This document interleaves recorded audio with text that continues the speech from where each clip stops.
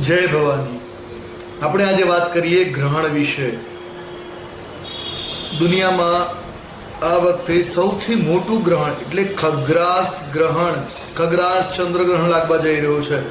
ભાદરવા સુદ પૂનમ રવિવારે તારીખ 7 સપ્ટેમ્બર 2025 ને ભારતીય દિનાંક 16 પ્રમાણે ભાદરવા મહિનામાં શુક્લ પક્ષની પૂર્ણિમાના દિવસે આ ગ્રહણ લાગવા જઈ રહ્યું છે.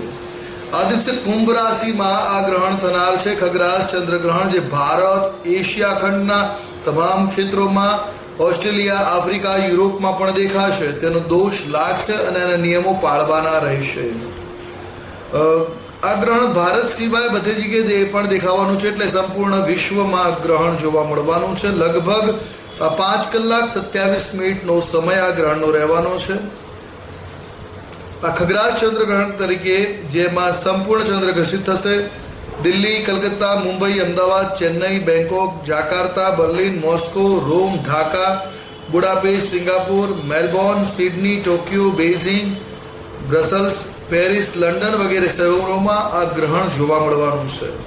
આ ગ્રહણમાં બ્લડ મૂન એટલે કે રક્તવર્ણનો ચંદ્રમા જોવા મળશે. આ ગ્રહણની સ્થિતિમાં જોઈએ તો ભૂમંડલે ગ્રહણનો જે સ્પર્શ થવાનો છે એ રાત્રે 20 કલાક 58 મિનિટ ને 21 સેકન્ડ એટલે 8 કલાક 58 મિનિટ અને 21 સેકન્ડે. ભૂમંડલે ગ્રહણનું સંમિલન જે થવાનું છે એ 21 કલાક 57 મિનિટ ને 41 સેકન્ડે. ભૂમંડળમાં ગ્રહણનો મધ્યકાળ છે રાત્રે 11 કલાક 41 મિનિટ ને 43 સેકન્ડે.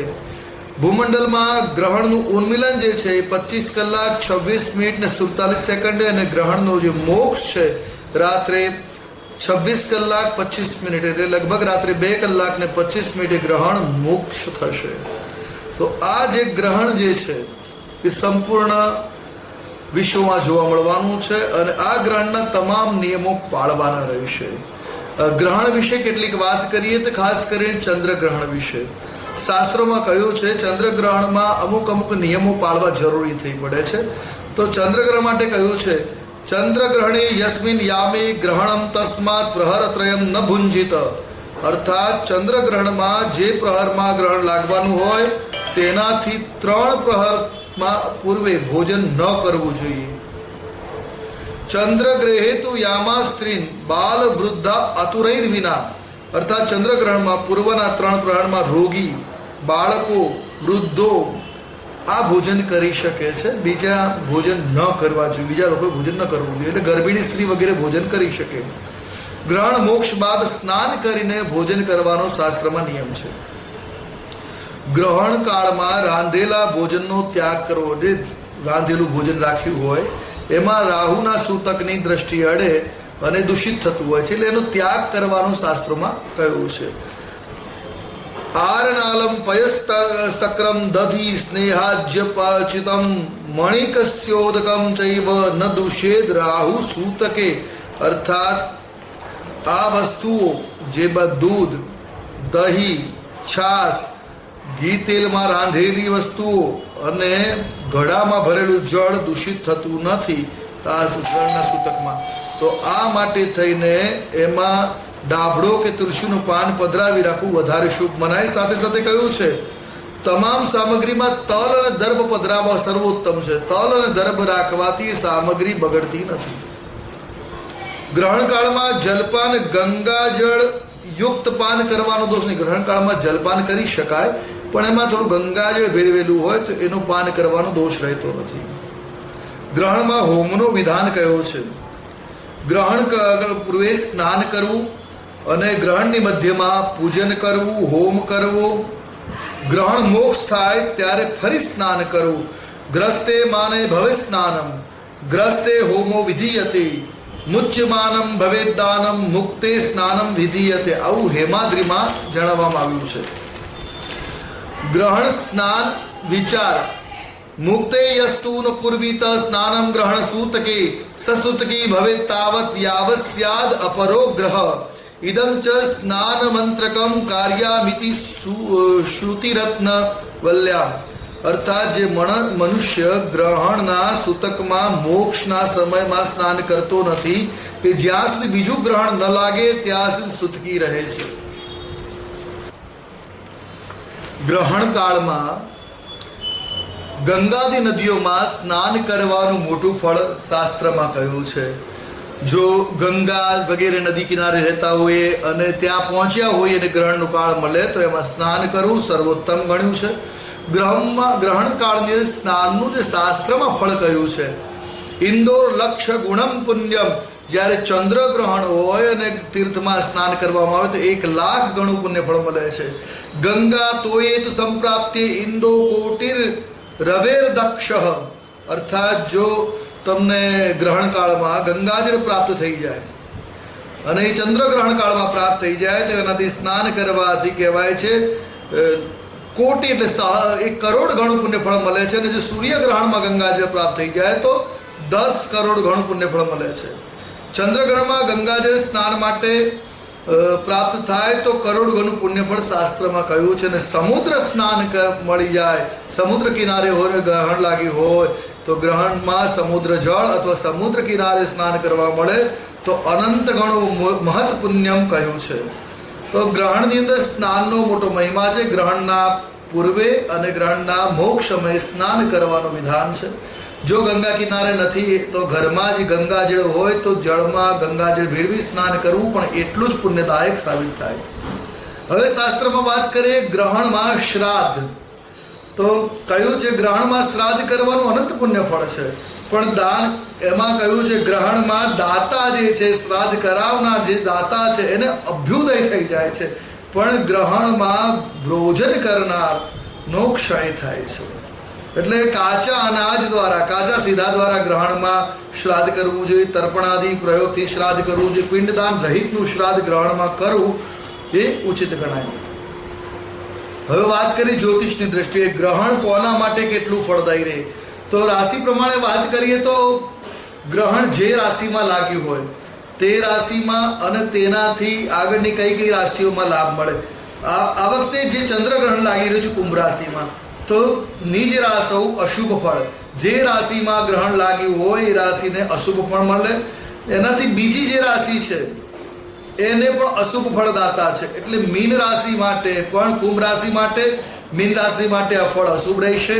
ત્રીજી રાશિ શુભ ફળદાતા છે, તો ત્રીજી રાશિ કુંભ રાશિથી ત્રીજી રાશિ મેષ રાશિ. મેષ રાશિના જાતકો માટે આ ગ્રહણ પુણ્ય ફળદાયક લાભ કરતા સાબિત થશે.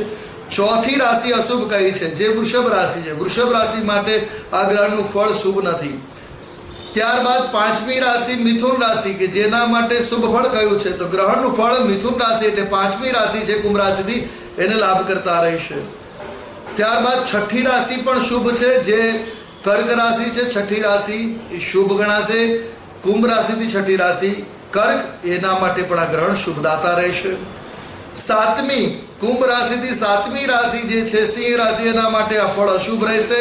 આઠમી રાશિ કન્યા થશે, એના માટે પણ આ ગ્રહણ અશુભ રહેશે.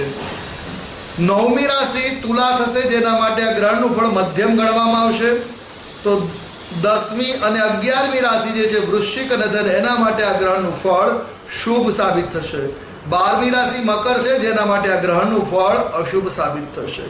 તો આ રીતે ગ્રહણના ફળ પણ કયા છે રાશિ પ્રમાણે. આ ઉપરાંત ગ્રહણના દર્શન કરવા કે નહીં કરવા, ગ્રહણના સમયે જ્યારે ગ્રહણનો ઉપર મધ્ય રાખતો હોય તો ગ્રહણને જોવું કે ન જોવું, તો શાસ્ત્રમાં જોવાનો કોઈ દોષ લખ્યો નથી, પણ એના માટે વિધાન બતાવ્યા છે કેવી રીતે ગ્રહણને જોવું. વસ્ત્રની આડથી અથવા તો જળમાં એનું પ્રતિબિંબ જોઈને ગ્રહણ જોવું કે તેલમાં એ ગ્રહણની છાયાને જોવી, આ રીતે જોવું, નરી આંખે જોવું નહીં. અથવા તો આંખો આગળ એવા ચશ્મા ધારણ કરી, ડાર્ક ચશ્મા ધારણ કરીને તમે ગ્રહણને જોઈ શકો છો, એના દોષ લાગતા નથી. તમામ વ્યક્તિ આ ગ્રહણને જોઈ શકે, પણ ખાસ કરી યાદ રાખો જેને માનસિક ઉન્માદ રહેતો હોય અને ગર્ભિણી સ્ત્રીઓ હોય એને શક્ય હોય તો ગ્રહણના દર્શન ન કરવા વધારે શુભ છે, પણ કરવા હોય તો આ રીતે આડ રાખીને કરી શકે.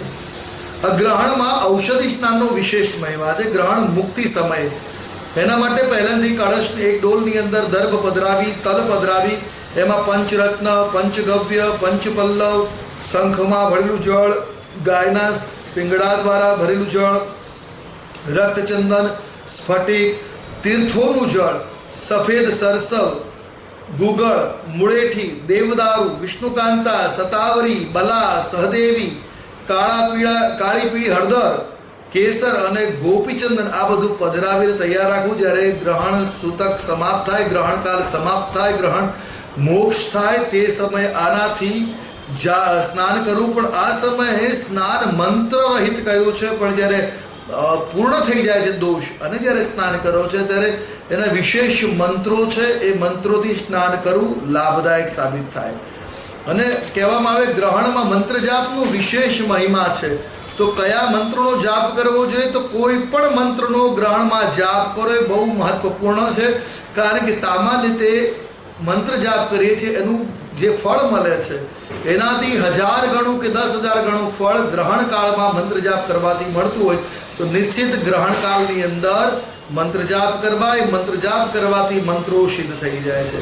ટૂંકમાં વાત કરીએ તો ગ્રહણમાં રજસ્વલા વગેરે, ગંગા વગેરેમાં સ્નાન કરી અને શુદ્ધિને પ્રાપ્ત કરી શકે. ગ્રહણમાં જન્મ સૂતકમાં અને મરણ સૂતકમાં જનોઈ અવશ્ય બદલવી જોઈએ. ગ્રહણમાં જન્મ સૂતકમાં અને મરણ સૂતકમાં જનોઈ અવશ્ય બદલવી. સૂતકાંતે ગ્રહણમાં 1 દિન, ખગ્રાસમાં 3 દિન અનધ્યાય રહેવું જોઈએ. જ્યારે ગ્રહણ સામાન્ય હોય ત્યારે 1 દિવસ અભ્યાસ, વેદોનો અભ્યાસ ન કરવો. જ્યારે સંપૂર્ણ ગ્રહણ હોય ત્યારે 3 દિવસ વેદાધ્યાયન ન કરવું જોઈએ. ગ્રહણમાં જો પુત્ર જન્મ થાય, સંતાનનું અવતરણ થાય તો ગ્રહણ શાંતિ કરાવી. ગ્રહણમાં કાચા સીધાથી શ્રાદ્ધ કરવાનું વિધાન છે. ગ્રહણ સ્પર્શે સ્નાન, મધ્યે હોમ પૂજન, મુક્તિમાં દાન તથા અંતે સ્નાન કરવાનો શાસ્ત્રોમાં વિધાન છે. ને ગ્રહણમાં મંત્ર વગર સ્નાન કરવું. ચંદ્રગ્રહણમાં 9 કલાક પૂર્વે ભોજન ન કરવું. આવા ગ્રહણના નિયમો કયા છે? ચંદ્રગ્રહણ હોય, સૂર્યગ્રહણ, ગ્રહણના નિયમોને પાળવા, જીવનમાં કલ્યાણ કરીને ગ્રહણના શુભ સમયને સંજોવી રાખવું, જેથી આપના જીવનમાં સફળતા નિશ્ચિત મળી શકે, ધ્યેયની પ્રાપ્તિ થઈ શકે. તો આજે ગ્રહણ વિશે આ માહિતી આપી. એને યોગ્ય લાગે તો તમારા મિત્રો સાથે પણ શેર અવશ્ય કરજો.